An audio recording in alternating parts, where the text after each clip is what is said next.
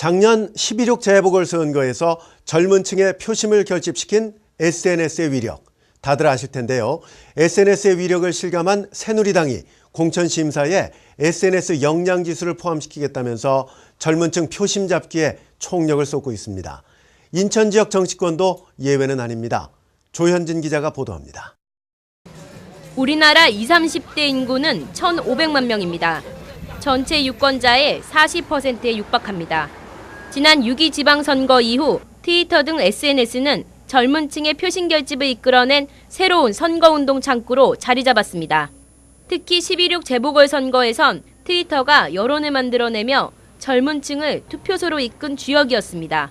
판세에 엄청난 영향력을 준 게 확인되자 인천 지역 정치권도 젊은 층 표심 잡기에 여념이 없습니다.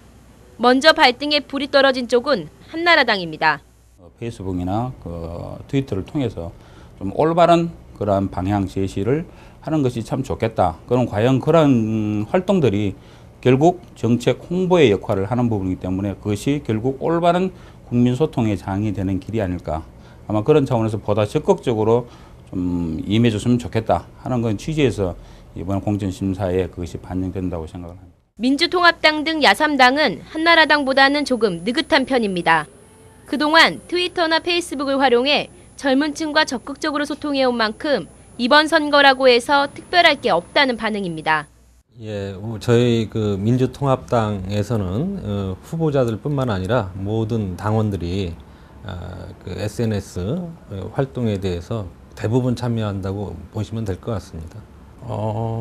출마자들이 개인적으로 하던 활동들이 있었고요. 선거 때문에 하신 분도 있을 거라고는 판단이 됩니다만은 좀 더 보강하는 차원에서 더 열심히 활동에 참여하지 않을까 이렇게 추측을 해볼 수 있을 것 같습니다.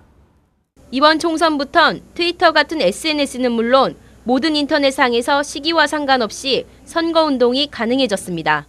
SNS가 또다시 맹위를 떨칠 것으로 예상되면서 젊은 유권자를 잡기 위한 지역 정치권의 쟁탈전은 더욱 치열해질 전망입니다.